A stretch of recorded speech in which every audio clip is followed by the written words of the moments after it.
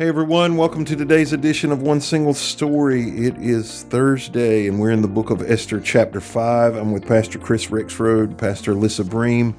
So yesterday we talked about fasting. This chapter begins by saying, on the third day of the fast, Esther put on her royal robes and entered the inner court of the palace just across from the king's hall.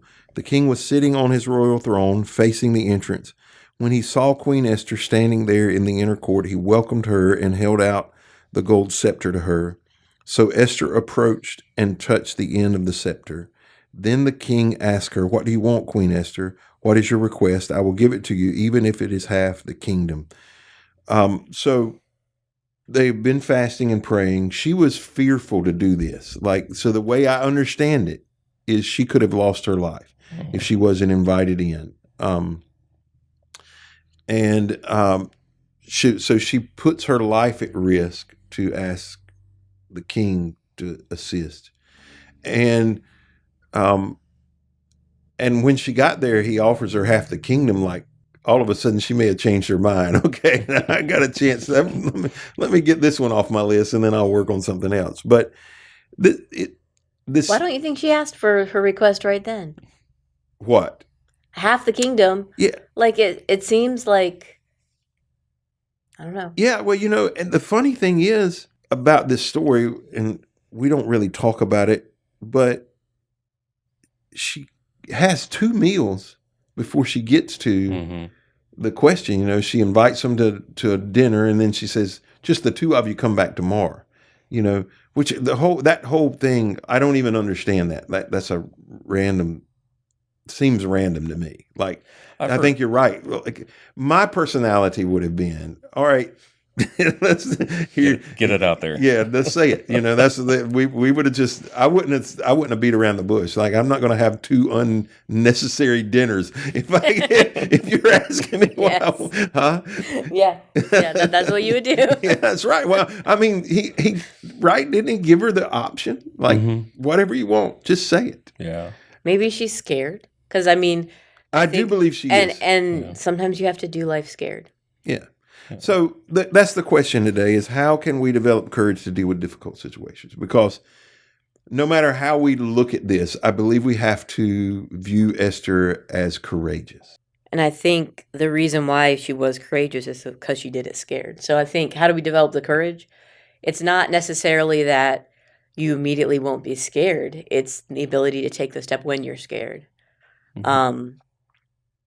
And I think part of that comes from going through minor situations in life. Whenever I think about kind of that learning and building and growing in trust and faith in God, and also just generally in other ways, I think of David with Goliath and how he killed smaller things and he got bigger and he got more confident and more skilled and all of that, and then it led up to this big moment where he was able to do something that saved his people. And so I think that you have to take those steps of courage even in the small things, because then when you have a big thing, then you're able to take that step. A lot of it has to do with being okay with the unknown. In Esther's case, she was facing death either way. So whichever way she went, she could have lost her life either way. Fortunately, he held out the scepter and invited her up and everything. But in today's practice, sometimes courage is exactly that we just do it. I mean, we're fearful of what's going to happen. Other times, I mean, it can still be nerve-wracking, but you can calculate certain things, you can plan and anticipate. But you don't ever really know what the outcome's going to be. And some of those come with like big life choices, careers, moving, steps in faith and stuff like that. Is courage the absence of fear? No.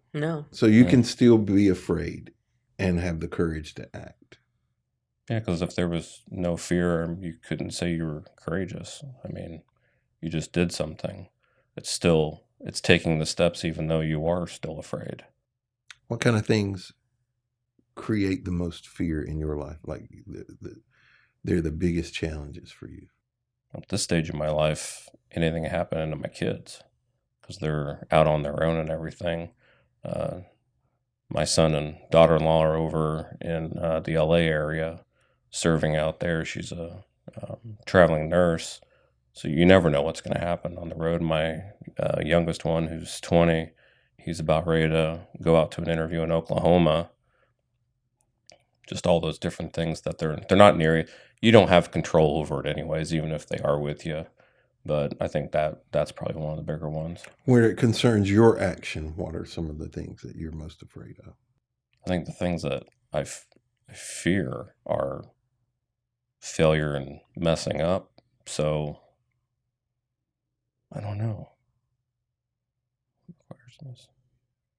You got an answer? I'll think about mine a little bit. One of the things that right now is kind of still in the courage stage is we just hired 2 new people to work in the media department, and that is just a completely different role where I've been the jack of all trades, master of none, and it definitely has changed that role, and figuring out how to shift things. That's something that just have to take those steps and work through it if it doesn't work. Do you think of anything? Is that too fast? That was too fast. Yeah, so it's interesting to see what requires courage for people and what things they're afraid of. Because there are things like that I'm not afraid of that other people like. I see people like hesitate over spending money. Like I can literally spend hundreds of thousands of dollars and never flinch. I mean, I don't need to sleep on it. I don't need, okay, let's do it. But I also don't fear being broke, because I've been broke. I know what it's like to make a stupid decision and have to figure it out and come back from it. Those things the things that keep me awake at night, are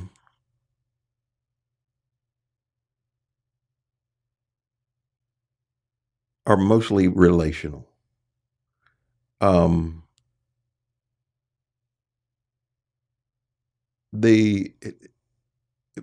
Mostly around things like leadership. Am I making choices? Did I say something? Did I do something that will cost me relationally? Those are the things I'm most afraid of. I have some fear in hiring the wrong person. You just talked about bringing 2 new staff people on. In the last 120 days, we've added 3 new staff members, which is 25% of our entire staff at this point. That's crazy. That's significant. Yeah. I have lots of trepidation in those moments. And Chris, this is a good time to tell you that we've come to a decision about. No, I'm just kidding. Well, well, it's been fun, guys. But he and I had lots of conversations. You sat around a table with lots of conversations. That was a really hard trigger for me to pull. That's unusual for me. Like it was right. Yeah, because most of the time you're like, this is what we're gonna do. Yeah, right. And we all see that confidence. And so when you were like, oh man, what do I do? It was like, oh. Yeah. Well, I struggled with it, but I knew that. So some of it was the role you're in is a brand new role. The role Daniel and Justin in are brand new roles, right. And I recognize the need for them, but I also know that it. And I in a very honest admission, I felt like at that moment we had as good a staff. What's the word I'm looking for? Chemistry as we had in my entire 12 years here. Like I felt like things were moving pretty smoothly. Everybody got along. We could all speak to one another. And I was like, if we add one more person to this, what's it going to be like? Mm-hmm. How's it going to change everything? Those things because I can't control that. Like if you're a serial killer, I'd missed it. Or you don't even have to. And I picked up on that in the interviews, the discussions that we had before, because there was various personality tests and work tests and stuff that you had me take, and that was one of your biggest concerns is if we add one more person like this, is that going to be a good or a bad thing? Right. Yeah. And I was open with you. Like I didn't hide from you like this. I'm wrestling with this. I was very straightforward with you because I wouldn't want you to think something otherwise. But those are places, when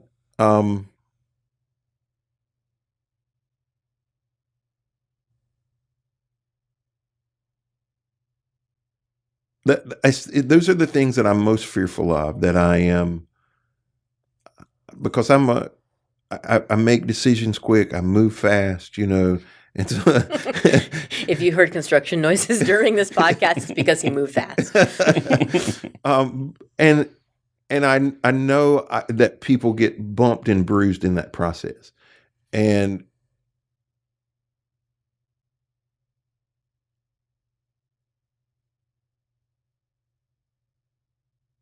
that bothers me. Most people don't think it bothers me, but it bothers me. And the things I fear is that I bruise somebody in such a way that it harms the relationship, that it can't be. I don't know if the word is repaired. That's not necessarily the word I'm looking for, but it makes it more difficult to work together. Does that make sense? Mm-hmm. Like that's where I have the most fear. Like has my aggressiveness, which I think benefits everybody for the most part, been a detriment in a particular situation. And so, I fear those things. I don't feel failure. Like that's a lot of people's fear. Like they're afraid they're going to fail. I don't like, I would rather fail and start again than I would have not to try it. That's my difference. So I'm not afraid of that. I'm just afraid of the people that might get hurt along the way. Yeah, I'm same here. I'm not afraid to try something and it not go through. I think out of all of those and everything you just described right there might increase mine a little bit more, but you guys have heard me say I don't like dropping the ball. Mm-hmm. If I've got a responsibility, I don't like to miss that. And when you're onboarding somewhere, you're learning all the new systems, the way things are handled, trying to get a grasp on tribal knowledge, the things that everybody else already knows, but maybe you don't know where to get that answer at. Who's related to who? Who's related to who? That's down my list, but it might not, you might need to move it up. Yeah. Oh, they're sisters. Yeah.